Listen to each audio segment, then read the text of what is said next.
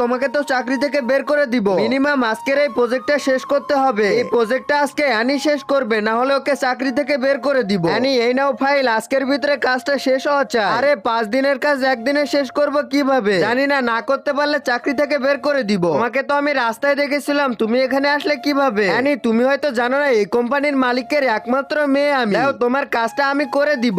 তোমাকে কেউ চাকরি থেকে বের করতে পারবে না। ম্যাম, প্রজেক্টটা কমপ্লিট করে ফেলেছি। সেটা না হয় বুঝলাম, তুমি কোম্পানিতে বাচ্চা নিয়ে এসেছো কেন? তুমি কি জানো না কোম্পানিতে বাচ্চা নিয়ে আসে নিষেধ? ম্যাম, আপনি হয়তো জানেন না এই বাচ্চাটা কার। দেখে তো মনে হচ্ছে ফকিনির বাচ্চা।